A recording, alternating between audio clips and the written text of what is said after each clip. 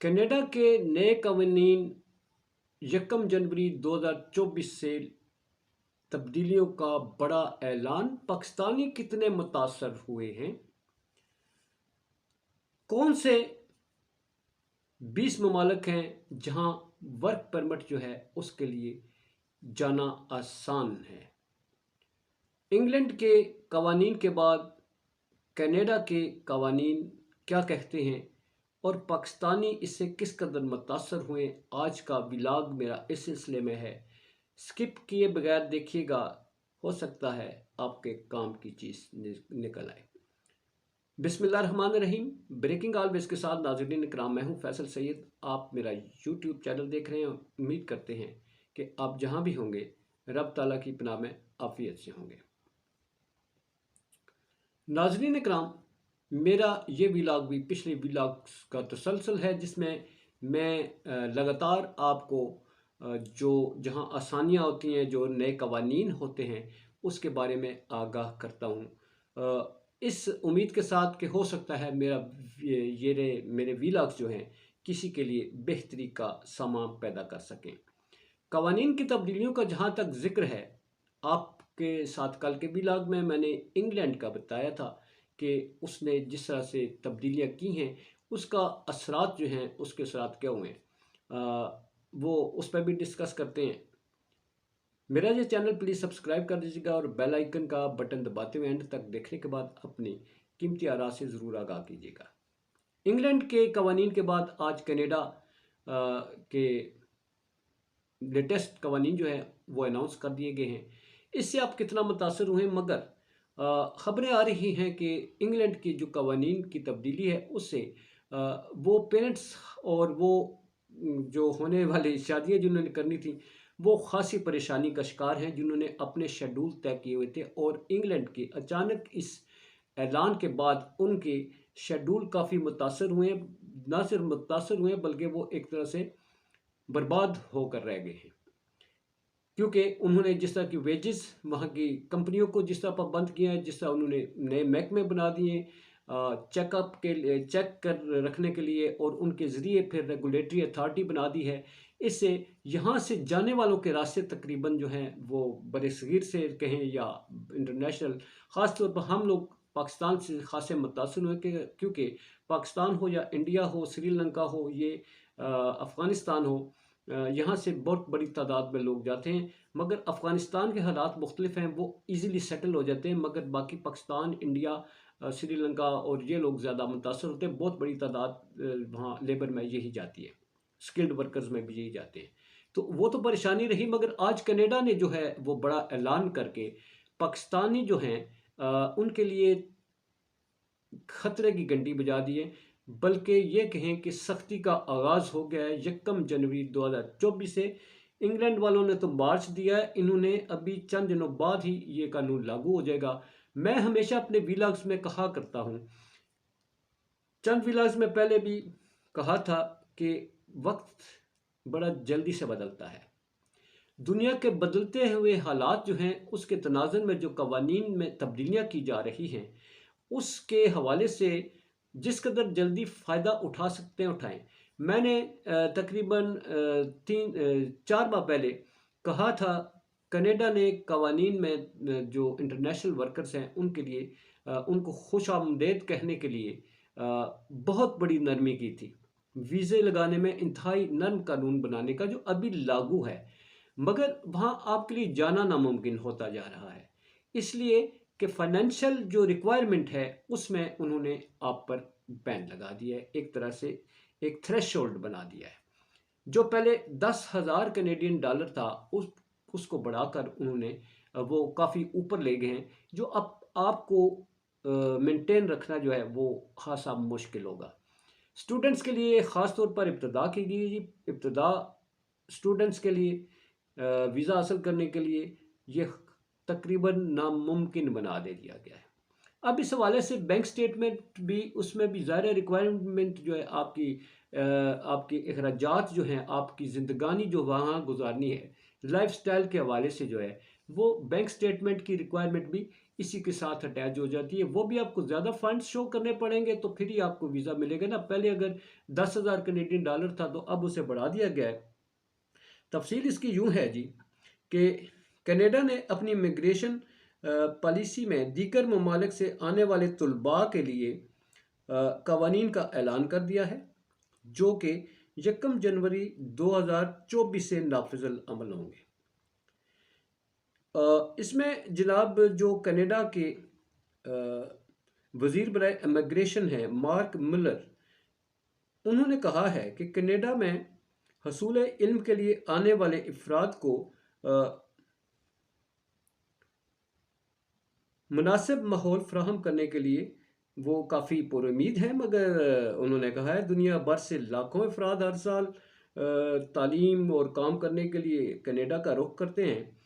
تاہم ماہرین کے مطابق قوانین سے کینیڈا جانا مزید مشکل اور مہنگا ہو جائے گا. اصل کہانی یہ ہے کہ یہ جو رولز ہیں اس کے لیے انٹرنیشنل ورکر جو ہیں وہاں پر جاتے ہیں ان کے لیے مزید مشکل اور مہنگا ہو جائے گا. کہتا تھا نا میں، کینیڈا کی جانب سے GIC گارنٹیڈ انویسٹمنٹ سرٹیفکیٹ کے تحت جمع کرائے جانے والی رقم میں غیر معمولی اضافہ کیا گیا ہے. نئے قوانین کے تحت اس رقم کو بڑھا کر $20,635 کر دیا گیا ہے. اس سے قبل یہ رقم کتنی تھی؟ $10,000 تھی اور اسے سن 2000 میں بڑھایا گیا تھا. یہ $10,000 جو ہے 2000 میں یہ مقرر کیے گئے تھے اور اب 13 سال بعد انہوں نے کہا جی معیشت کہاں سے کہاں پہنچ گئی ہے، یہاں پر بوجھ بڑھتا جا رہا ہے، اخراجات بڑھ گئے ہیں، مہنگائی بڑھ گئی ہے، تو اب $10,000 ہی 13 سالوں بعد انہوں نے بڑھائے ہیں تو بڑھائے ٹھیک ٹھاک ہیں اور وہ $20,635 کر دیے گئے. ٹھیک ہے جی. GIC اس رقم کو کہا جاتا ہے جو دیگر ممالک سے آنے والے طلباء کینیڈا میں رہائش کے سلسلے میں اپنی اہلیت ثابت کرنے کے لیے جمع کراتے ہیں. مطلب ہے یہ وہ ہے نا جو اپنی کیپیسٹی آف فنڈز جو ہے وہ آپ اہلیت، مطلب ہے آپ کی یہ اہلیت ہے کہ ہم اخراجات برداشت کر لیں گے جی. جب وہ وہاں چلے جاتے ہیں تو پھر وہاں پر رونا دھونا ڈال دیتے ہیں جی ہمیں تو معلوم ہی نہیں تھا، ہمیں تو معلوم نہیں تھا، اتنے زیادہ اخراجات ہو گئے.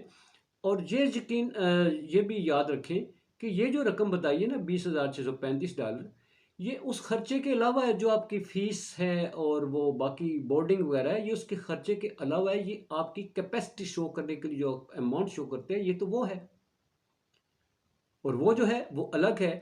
اب یہ بتائیں وہ کتنی آتی ہے، تو وہ اگر ملائیں گے تو آپ کہاں پر جائیں گے. کینیڈین حکام کے مطابق وقت کے ساتھ روزمرہ اخراجات میں اضافہ ہو گیا ہے، تاہم اس فیس کو بڑھایا نہیں گیا تھا جس کی وجہ سے طلباء کو کینیڈا آمد پتہ چلتا تھا کہ ان کے پاس اتنے فنڈ ہی نہیں کہ وہ تعلیم جاری رکھ سکیں. مطلب یہ ہے کہ وہاں جا کر طلباء جیسا کہ میں نے بتایا رولا ڈال دیتے تھے.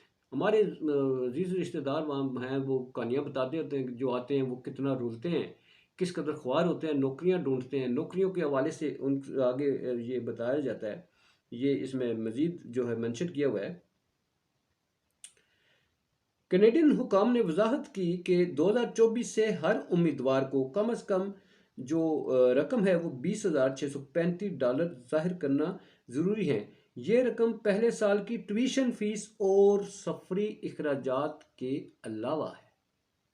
جو آپ کی فیس تو ہوگی وہ تو ہوگی، ٹریولنگ جو آپ کے اخراجات ہیں، ٹکٹ شکٹ ہوتا ہے، جو کچھ ہوتا ہے یہ الگ ہیں، مگر یہ اس کے الگ ہے. مطلب یہ کہ آپ $20,635 کو مقرر کیے ہیں، یہاں آپ کو $35,000-40,000 کے قریب آپ کو اب یہاں کی سٹیٹمنٹ جو ہے وہ آپ کو شو کرنی پڑے گی، جس میں آپ کو شو کرنا پڑے گا کہ جناب اتنی کیپیسٹی ہے، بلکہ $40,000-45,000 ہوں گے تو پھر آپ کا کام مچے گا. جیسا کہ میں نے پچھلی ویڈیوز دیکھ لیں، میں نے اس وقت کتنے بتائے ہوئے تھے اور اب کتنے ہو گئے ہیں. یہ کینیڈا میں پہلے اسٹوڈنٹ ویزے پر آنے والے طلباء کو ایک ہفتے میں صرف 20 گھنٹے کام کرنے کی اجازت دی گئی تھی، لیکن پھر کینیڈین حکومت نے طلباء کو پڑھائی کے ساتھ ساتھ فل ٹائم کرنے کی اجازت بھی دے دی ہے. تاہم اس قانون کی میعاد 31 دسمبر 2023 تک تھی، لیکن اب کینیڈین حکومت نے اس کی مدت 30 اپریل 2024 تک کر دی ہے۔ کس کی؟ قانون 1 جنوری سے لاگو ہوگا، مگر یہ جو آپ کو فل ٹائم جاب کرنے کی اجازت ہے جی، یہ اب اپریل 2024 تک کر دی ہے۔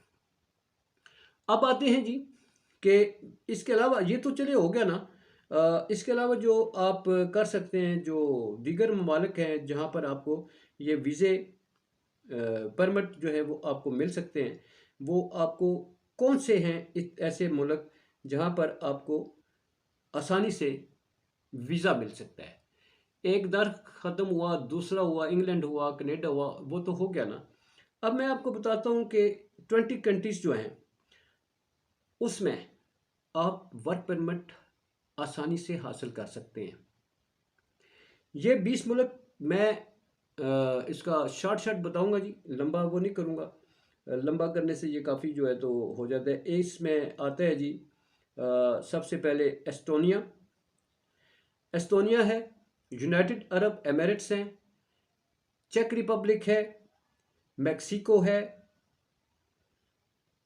کوسٹا ریکا ہے، پاناما ہے، پاناما سٹی، پاناما سکینڈل بھی آپ نے سنا ہوگا، وہ وہاں پر بھی۔ اچھا جی، قطر ہے، Ireland, Netherland, south Korea, child, Singapore, Germany, Canada, Austria, New Zealand, Norway, Sweden, Switzerland اور ڈنمارک۔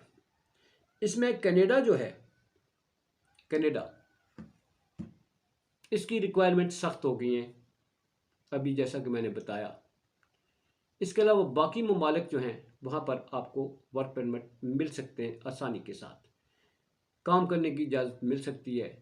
اس میں اس وقت سب سے زیادہ جمہوریہ چیک میں ڈیمانڈ ہے، اس سے ہٹ کے مالٹا ہے، اور باقی اس میں جو جیسا کہ آپ کو بتایا میں نے، یہ جو آئرلینڈ ہے اور قطر وغیرہ تو آپ کو پتہ ہے یہاں پر تو ڈیمانڈ رہتی ہے، میکسیکو ہے، چیک ریپبلک ہے جی، اس میں ساری فیلڈز اوپن ہیں۔ میں نے اس میں الگ ویلاگ بھی بنایا ہوا ہے، چیک ریپبلک، مالٹا اور جو پولینڈ ہے اس کی۔